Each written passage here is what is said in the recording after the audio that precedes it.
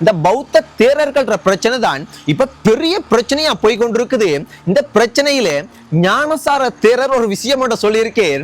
என்னண்டா, இந்த உடுப்பெல்லாம் இல்லாம நிர்வாணமாக இருக்கிற ஆக்களுக்கு இந்த கோமணம் கட்டி இருக்கிற ஆக்களை பார்த்தா கேலி கிண்டல், அவங்கள பார்த்தா நக்கல் நையாண்டி, இது போலதான் இருக்கும் அப்படின்ற மாதிரி ஒரு விஷயத்த சொல்லியிருக்கேன்.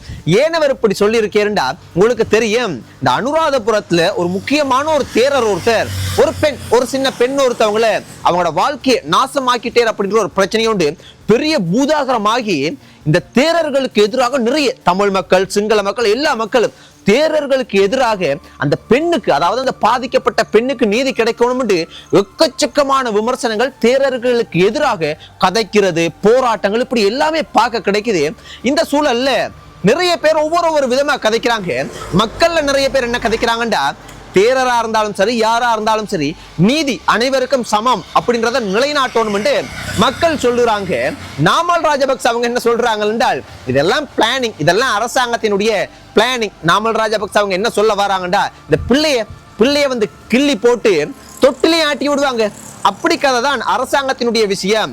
அரசாங்கம் என்ன சொல்றாங்கன்னு பார்க்க போனோம்டா, அரசாங்கம் சொல்றாங்க, இந்த தேரர்கள் அப்படின்றவங்களாம் எவ்வளவு ஒரு தியாகம் பண்ணவங்க, அவங்களுக்கு கைவளங்கள்லாம் போட்டு இந்த நீதிமன்றங்களுக்கு, சிறைச்சாலை, ஜெயிலுக்கு எல்லாம் கூட்டிட்டு போறேன்டா, எவ்வளவு ஒரு துன்பமான விஷயம் அப்படின்ற மாதிரி அவர் ஜனாதிபதி எமோஷனலா கவலைப்பட்டு கதைக்கிறார். மஹிந்த ராஜபக்ச அவங்க என்ன சொல்றாங்கடா, மகாநாயக்க தேரர்கள் என்ன சொன்னாலும் அது சரியோ பிள்ளையோ, நல்லதோ கெட்டதோ, எதுவா இருந்தாலும் அதை கேட்கணும் அப்படின்ற மாதிரி மஹிந்த ராஜபக்ச அவங்க சொல்றாங்க. இப்படி எக்கச்சக்கமான பிரச்சனைகள் போகுது சொந்தங்களே.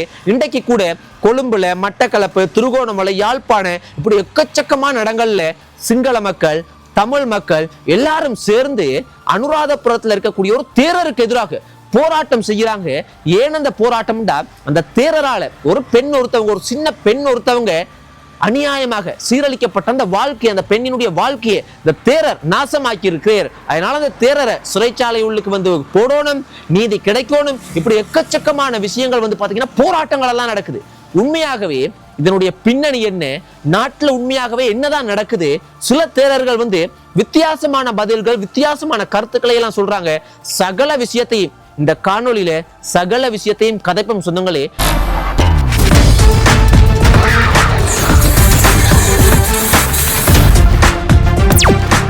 பிரச்சனை என்னன்ற நான் உங்களுக்கு சுருக்கமா சொல்லிடுறேன். உங்களுக்கு எப்படியும் தெரிஞ்சிருக்கும் நினைக்கிறேன், இருந்தாலும் உங்களுக்கு சுருக்கமா சொல்றேன். என்னண்டா, அனுராதபுரத்துல மிகவும் உயர் பதவியில் இருக்கக்கூடிய ஒரு பௌத்த தேரர் ஒருத்தர் இருக்கு. அந்த தேரர் வந்து ஒரு பெண், அதாவது சின்ன வயசுல இருக்கக்கூடிய ஒரு பெண்ணினுடைய வாழ்க்கையை நாசமாக்கிட்டே அப்படின்றதுதான் குற்றம். இதுதான் பிரச்சனை. சோ அந்த பிரச்சனை வந்து வெளியே வந்து ஒரு வழியா அவருக்கு எதிரான, அவர் வந்து அந்த தப்பை செய்திருக்கிறார் அப்படின்ற ஆதாரங்கள்லாம் வந்து பாத்தீங்கன்னா கிட்டத்தட்ட எக்கச்சக்கமான ஆதாரங்களை திரட்டி அவரை சிறைச்சாலை உள்ளுக்கு அனுப்பக்கூடிய நிறைய விஷயங்களை எல்லாம் செஞ்சு நீதிமன்றத்துல சமர்ப்பிக்கிறாங்க. ஆனா போலீஸ், காவல்துறை இருக்காங்க, அவங்க தானே எப்படியும் விசாரணை செய்யணும். அப்ப அவங்க வந்து இந்த தேரருக்கு ஆதரவாக, தேரருக்கு சார்பாக விசாரணைகளை எல்லாம் மாற்றி ஒரு வழியா, அதாவது கைது செய்யப்பட்ட, இந்த சம்பவத்துல கைது செய்யப்பட்ட அந்த தேரரை ஒரு வழியா வெளியே கொண்டு வந்துட்டாங்க, பிணையில வெளியே கொண்டு வந்துட்டாங்க. இதுக்கு பிறகுதான் இந்த பிரச்சனை பெரிய அளவுக்கு இந்த பெரிய லெவல்ல பாத்தீங்கன்னா வெடிக்குது. சோ சிங்கள மக்களுகளை வந்து இது தப்பான விஷயம், அப்படி செய்ய முடியாது, அந்த பெண்ணுக்கு நீதி கிடைக்கணும், இவரை வந்து நீதியில இருந்து வந்து தப்ப முடியாது. எக்கச்சக்கமான சிங்கள மக்கள் வந்து பாத்தீங்கன்னா நிறைய தொண்டு நிறுவனங்கள், பொலிட்டிக்கல் ஆக்கள், முக்கியமாக வந்து மக்கள், சமூக ஆர்வலர்கள், இப்படி சிங்கள மக்களை சேர்ந்த நிறைய பேர் வந்து இந்த தேரருக்கு எதிராக கதைக்க விழிக்கிறாங்க. சோ இப்படி கதைகள் போகும்போது இப்ப இன்றைக்கு கூட போராட்டங்கள் நடந்தது, எக்கச்சக்கமான போராட்டங்கள். திருகோணமலை, மட்டக்களப்பு, யாழ்ப்பாணம், கொழும்பு, இப்படி எக்கச்சக்கமான இடங்கள்ல தமிழ் மக்கள் ஒரு பக்கம் வைங்களேன், இப்ப அவங்க சில நேரத்துக்கு கழிச்சா இனவாதத்துக்காக செய்யறாங்கன்னு சொல்லலாம். ஆனா சிங்கள மக்களே இப்படி செய்யும் போது இப்ப இந்த தேரர்கள் என்ன சொல்றாங்கடா, இது எல்லாமே வந்து இந்த கிறிஸ்தவம் சம்பந்தப்பட்ட ஆக்கள், அதே மாதிரி தொண்டு நிறுவனங்கள், அரசாங்கங்கள், இவங்க எல்லாருமே இந்த பௌத்த தேரர்கள் சம்பந்தப்பட்ட விஷயத்துல, பௌத்தத்துல வந்து தலையிடக்கூடாது, எங்கட பிரச்சனையை நாங்க பார்த்துக் கொள்வோம், எங்கட நிர்வாகத்தை நாங்க நிர்வகித்துக் கொள்வோம், இதுல எல்லாம் நீங்க தலையிடக்கூடாதுன்னு நிறைய தேரர்கள் கடுமையான விமர்சனங்களை வைக்கிறாங்க. சோ இப்படி கடுமையான விமர்சனங்களை வைக்கும் போது இவங்க யாரு, ஜனாதிபதி என்ன சொல்றாருண்டா, வந்து பொதுவா அவர் என்ன சொல்றவர், தேர்தல் சமயங்கள்ல ஆட்சிக்கு வந்ததுக்கு பிற்பாடு சட்டம் அனைவருக்கும் சமம் அப்படின்னு தான் சொல்றவர். அப்ப தேரர் தப்பு செய்திருந்தாலோ, மக்கள் ஒருத்தர் தப்பு செய்திருந்தாலோ, யாராக இருந்தாலும் சட்டத்துக்கு முன் அனைவரும் சமம் அப்படின்ற ஒரு நிலைப்பாடு இருந்தால் இந்த நாடு இதுவரைக்கும் பெரிய அளவுக்கு முன்னேறல, இனிமேலாவது முன்னேறதுக்கு சந்தர்ப்பம் இருக்கு. ஏனென்றா இந்த நாட்டுல யாராக இருந்தாலும் சின்ன குற்றம் செய்கிறதா கூட அந்த குற்றம் ஒரு பயம் கொண்டு வரும். அதாவது நாங்க அந்த குற்றத்தை செய்துட்டோம்டா ஜெயிலுக்கு போவோம், எங்கட வாழ்க்கை கேள்விக்குறியாகும். நாங்க பௌத்த தேரராக இருந்தாலும் சரி, ஒரு ஃபாதரா இருந்தாலும் சரி, ஒரு ஐயரோ மௌலவியோ யாராக இருந்தாலும் எங்கட வாழ்க்கை, எங்கட மரியாதை, எங்கட அம்மா அப்பா, எங்கட சொந்த பந்தங்கள், மக்கள், எங்களுக்கு இருக்கிற மரியாதை, எங்கட துறவர வாழ்க்கை, இது எல்லாமே கேள்விக்குறியா போகும். அப்படின்னு என்ன செய்வாங்க, அந்த தப்பை செய்ய மாட்டாங்க. ஆனா இப்ப என்ன நடக்குதுண்டா, இந்த பௌத்த தேரர் இந்த விஷயத்துல ஜனாதிபதி என்ன சொல்றாருடா, இவங்களை எப்படி நாங்க கைவிலங்கு போட்டு நீதிமன்றத்துக்கு கொண்டு போறது? அப்ப மகாநாயக்க தேரர்கள் அவர் கவலைப்படுறார், ஜனாதிபதி கவலைப்படுறார். அதை பார்க்கும்போது உண்மையாகவே அது ஜனாதிபதி ஒரு நீதியாக நடந்தது போல தெரியல. மகாநாயக்க தேரர்கள் ஒரு கோரிக்கை ஒன்று வைக்கிறாங்க. அதாவது இந்த மாதிரியான நிறைய இந்த பௌத்த தேரர்கள் சம்பந்தப்பட்ட ஒழுக்கம் சம்பந்தப்பட்ட பிரச்சனைகளுக்கு தனி நீதிமன்றம், அதாவது அவங்களே அந்த பிரச்சனைகளை முடிச்சு கொள்ளக்கூடிய மாதிரிக்கு அவங்களுக்கு ஒரு தனி சட்டம், தனி நீதிமன்றத்தை உருவாக்கக்கூடிய ஒரு கோரிக்கையை வச்சு ஜனாதிபதி அதை உருவாக்குறதுக்கு ஓப்பனாவே வெசாக்தனத்துல பாத்தீங்கன்னா ஓப்பனாகவே மக்கள் முன்னிலையில கதைக்கிறேன். சோ இப்ப இவர் ஜனாதிபதி என்ன சொல்றாரு, தனி சட்டத்தையே உருவாக்கி தாரணும் சொல்றாரு. அவங்களுக்கு கவலையா இருக்கு. அதாவது கைவிலங்கெல்லாம் போட்டு பௌத்த தேரர்களை ஜெயிலுக்கெல்லாம் கொண்டு போறது, நீதிமன்றத்தை கொண்டு போறதெல்லாம் கவலையா இருக்கு பார்க்க இப்படியும் சொல்றாரு.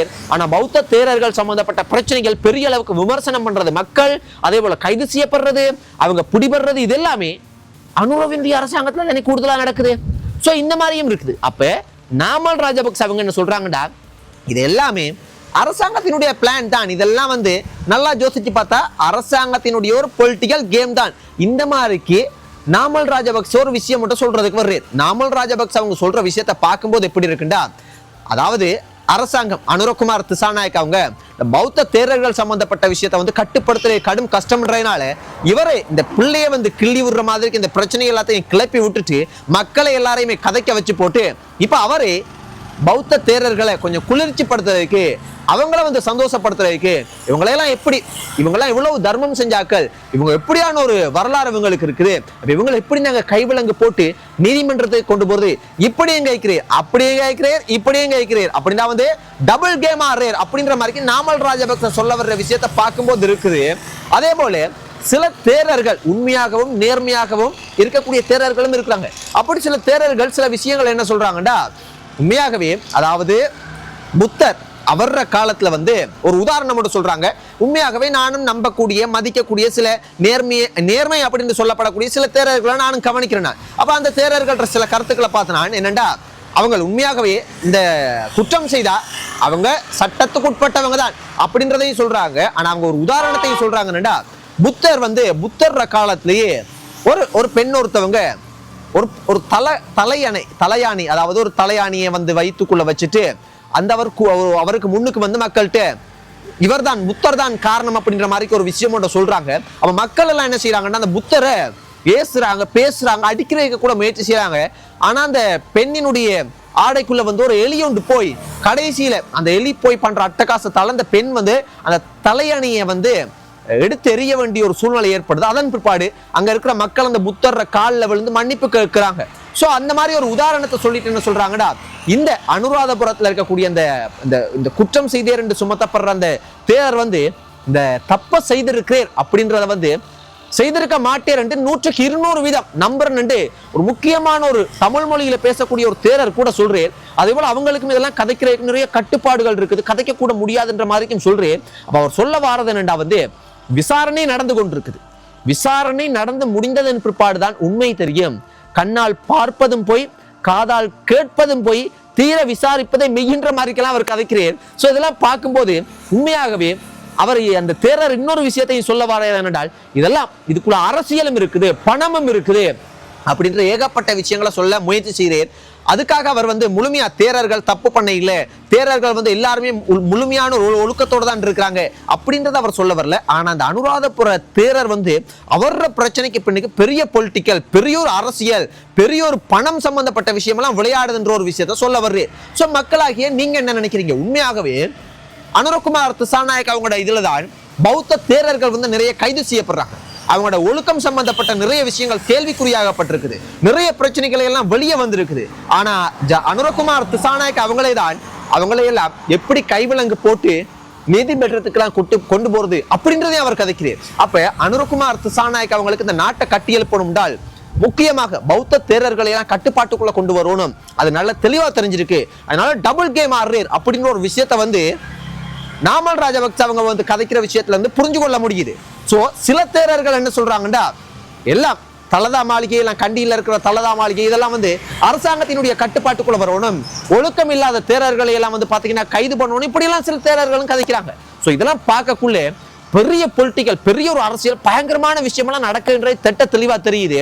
ஆனா பௌத்த தேரர்களை ஒரு கட்டுப்பாட்டுக்குள்ள அவங்களும் சட்டத்துக்கு உட்பட்டவங்க அப்படின்ற ஒரு விஷயத்துக்குள்ள கொண்டு வரதுன்றது லேசான கேம் இல்லை. அது அனுரகுமார் திசாநாயக் அவங்க மட்டுமில்லை, யாராக இருந்தாலும் ஒரு சின்ன விஷயம் இல்லை.